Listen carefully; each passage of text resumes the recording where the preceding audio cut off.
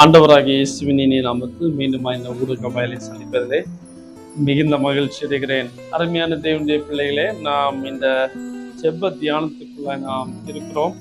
விசேஷமா இந்த எலெக்ஷனுக்காக நாம் ஜெபித்து வந்து கொண்டிருக்கிறோம். அதன் அடிப்படையிலே இன்று மத்தேயு எழுதின புஸ்தகம் 21ஆம் அதிகாரம் 22ஆம் வசனத்தை நம்ம வாசிப்போம். மேலும் நீங்கள் விசுவாசம் உள்ளவர்களாய் ஜெபத்திலே எவைகளை கேட்பீர்களோ அவைகளை எல்லாம் பெறுவீர்கள் என்றார். இங்கே ஒரு அனுபவம்.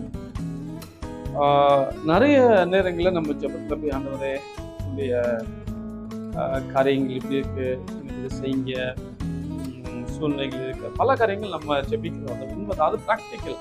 எனக்கு ஒரு தேவை இருக்குன்னா நான் அவருடைய சமூகத்தில் போய் நான் ஜெபிக்கிறேன். அதே மாதிரி அவர் சொல்ற ஒரு அனுபவத்தை பாருங்க. நீங்கள் விசுவாசம் உள்ளவர்களாய் ஜெபத்தில் எவைகளை கேட்பீர்களோ, விசுவாசம் உள்ளவர்களாய். அப்ப ஜெபிப்பதற்கும் விசுவாசத்துக்கும் ஒரு மிகப்பெரிய சம்பந்தங்கள், நெருக்கங்கள் இருக்கு. விசுவாசித்தவர்களாய் இல்ல, விசுவாசம் உள்ளவர்களாய் ஜெபத்துல எவைகளை கேட்பீர்களோ அவைகளை எல்லாம் பெறுவீர்கள். அப்ப இந்த ஜெபம் சொல்லும் பொழுது பல இடங்கள்ல ஜெபங்கள் வைக்கும்போது நம்ம போறதுக்கு மடிக்கிறோம், சில நேரங்கள்ல போறோம். இந்த அனுபவங்கள்ல நம்ம கூப்பிட்டாங்க, ஏதோ சொல்றாங்க, நம்ம ஜெபிக்கணும், அவங்க சொல்ல நம்ம ஜெபம் பண்ணுவோம். ஆனா ஒரு காரியத்தை ஒரு ஊழியர்கள் சொல்லும்போது அதை உள் வாங்கி கொண்டு அது விசுவாசத்தோடு, பாரத்தோடு, கருத்தோடு ஜெபிக்கிற அந்த ஜெபத்தை ஆண்டவர் கவனிக்கிறார். இங்க சொல்லுகிறார், நீங்க விசுவாசம் உள்ளவர்களாய் ஜெபத்திலே எவைகளை கேட்கிறோம். விசுவாசம் உள்ளவர்களாய். இப்ப நம்மளுடைய குறிக்கோள் என்ன? இந்த எலெக்ஷனுடைய ரிசல்ட், இந்த ஆட்சி மாறி புதிய ஆட்சி வர வேண்டும், நல்ல திறமையுள்ள ஆண்டவருக்கு பயப்படுகிற ஒரு மகனை ஆண்டவர் ஏற்படுத்த வேண்டும் என்கிறது நம்முடைய குறிக்கோள். அப்ப நம்ம ஜெபத்துல எப்படி கேட்கணும்னா, கண்டிப்பா நான் ஜெபிக்க போறேன், இந்த ஜெபத்துக்கு பதில் கொடுப்பார் என்கிற ஒரு நம்பிக்கை, ஒரு விசுவாசம் வேண்டும். ரெண்டு, நம்ம இந்த ஜெபம் ஜெபிக்கிறத பொறுத்தவரை இது நம்மளுடைய குடும்பத்துக்காகவோ சுயநலவாதமான ஒரு ஜெபம் கிடையாது. இது ஒரு வட்டத்துக்குள்ள இருக்கிற ஜெபம் கிடையாது.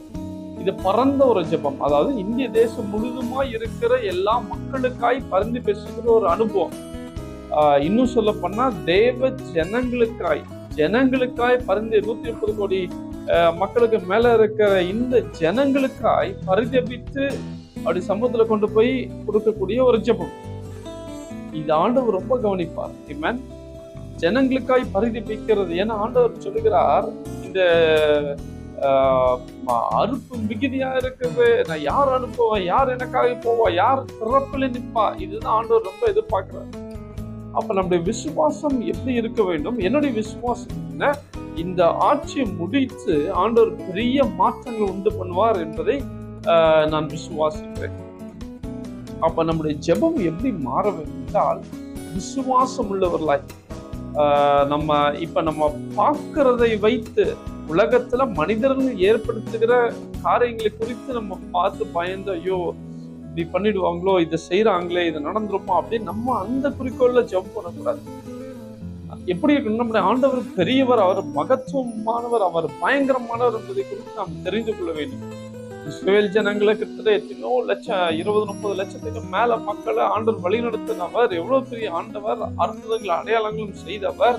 ஒரு ராத்திரிக்குள்ளதுல மிகப்பெரிய அற்புதத்தை செய்யக்கூடும் என்றால் நம்முடைய தேசத்துல ஆண்டவர் பெரிய மாற்றங்கள் செய்யக்கூடும் என்பதை நாம் விசுவாசிக்க வேண்டும். அப்ப இந்த ஜெபம் எப்படி இருக்க வேண்டும் என்றால், நம்ம விசுவாசம் உள்ளவர்களா ஜெபத்துல எவைகளை கேட்கிறோம். இப்ப நம்ம விசுவாசம் என்ன?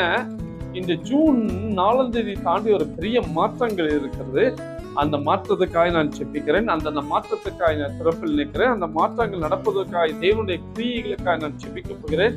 அந்த மாற்றங்கள் எனக்கு முன்பதாய் தெரிகிறது. என்னுடைய தரிசனத்துல நான் பார்க்கிற ஒரு பெரிய அதிசயம் நடக்க போகிறது. இந்த தேசத்தின் மக்கள் சந்தோஷப்பட போகிறார்கள். எல்லா கயவர்கள் ஒளிந்து போக போகிறார்கள். நீதிமான்கள் இந்த தேசத்துல கம்பீரமாய் எழும்பி வரப்போகிறார்கள். நல்ல ஐக்கியம் உள்ள ஜனங்கள் எழும்ப போகிறார்கள். வேற்றுமையெல்லாம் மாறப்போகுது, ஒற்றுமை வரப்போகுது. இந்த குணாதிசயங்களோடு, இந்த சிந்தனையோடு, இந்த விசுவாசத்தோடு நாம் ஜெபிக்கிறோம்.